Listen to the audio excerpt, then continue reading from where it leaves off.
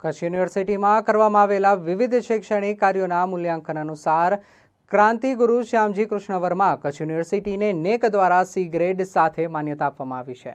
વર્ષ 2004માં જ્યારે કચ્છ યુનિવર્સિટીની સ્થાપના કરવામાં આવી હતી ત્યારે કચ્છ યુનિવર્સિટીએ રાષ્ટ્રીય મૂલ્યાંકન અને માન્યતા પરિષદની માન્યતા મેળવવા માટે કવાયત શરૂ કરી હતી।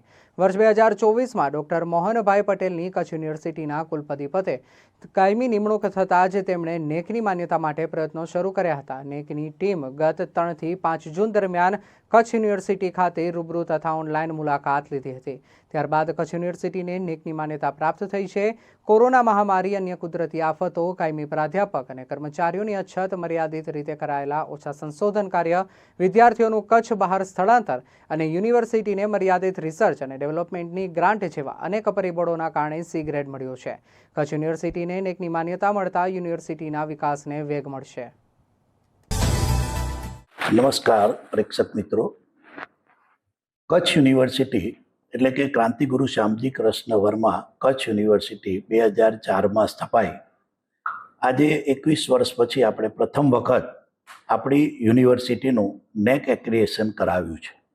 નેક એક્રિએશન એ કોઈ પણ યુનિવર્સિટી માટે સૌથી અગત્યની બાબત છે, કારણ કે ઘણી વખત આપણે જ્યારે કેન્દ્રની અથવા તો રાજ્ય સરકારની જુદી જુદી સ્કીમો આવતી હોય ત્યારે નેક એક્રિએશન ના હોય ત્યારે મુશ્કેલી પડતી હોય છે।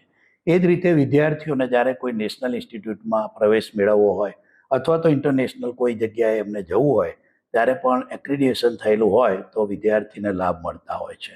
આ લાભ મળી શકે અને વિદ્યાર્થી અને આપણી પોતાની જે ગુણવત્તા જે છે એને કયા લેવલે છે અને આગળ વધારવા માટે શું કરવું જોઈએ એના પ્રયત્નો માટે આપણે નેક એક્રિડિએશન 2018થી 23ના એટલે કે એ 5 વર્ષના સમયગાળાનું કરાવ્યું છે।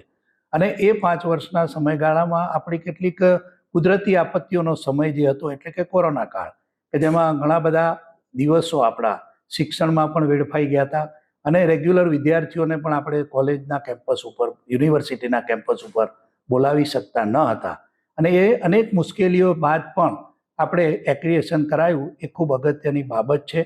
એક્રિએશનનો ગ્રેડ આપણે બધાએ જાણીએ છીએ કે આપણે અપેક્ષિત હોય કે સારામાં સારો મળે, પરંતુ જે 7 ક્રાઇટેરિયા છે એ 7 ક્રાઇટેરિયામાં દરેકનું વેઇટેજ જુદું જુદું હોય છે। આપણે 7માંથી 5 ક્રાઇટેરિયા એવા છે કે જેમાં આપણને બી ગ્રેડ મળવા પાત્ર છે, પણ 2 ક્રાઇટેરિયા જે છે એ ક્રાઇટેરિયા રિસર્ચ માટેનો, એક્સટેન્શનનો અને કન્સલ્ટન્સીનો, અને બીજો જે ક્રાઇટેરિયા છે એ સ્ટુડન્ટ પ્રોગ્રેશનનો। આ બેમાં આપણને સી ગ્રેડ જેવી મળવાના કારણે ઓવરઓલ વેઇટેજ જે છે આપણને 1.91 CGPA મળ્યું, એટલે કે 0.09 જો વધારે હોત તો આપણે અવશ્ય બી ગ્રેડ મેળવી શક્યા હોત। તેમ છતાં પણ એટલી આપણને હૂંફ છે કે ભલે જે કોઈ ગ્રેડ મળ્યો છે પણ આપણને એક રોડમેપ મળ્યો છે કે આપણે આગળના વર્ષોમાં કેવા પ્રકારના પ્રક્રિયાઓ દ્વારા આપણે સારામાં સારો ગ્રેડ મેળવી શકીએ અને અવશ્ય આ 5 વર્ષના સમયગાળા દરમિયાન આપણે એવી પ્રવૃત્તિઓ દ્વારા આપણે આપણી સંસ્થા જે છે આ યુનિવર્સિટી એનો એ ગ્રેડ માટે કઈ રીતે આગળ વધી શકાય એના પ્રયત્નો આપણે સોમવારથી જ શરૂ કરી દીધા છે। એના માટે નવા કોર્સના આયામો, રિસર્ચ માટેના કયા કયા આપણી પાસે પ્રોજેક્ટ હોઈ શકે, રિસર્ચ માટે વિદ્યાર્થીઓને પણ કઈ રીતે તૈયાર કરી શકાય, એ બધી જ પ્રક્રિયાઓ આપણે શરૂ કરી દીધી છે।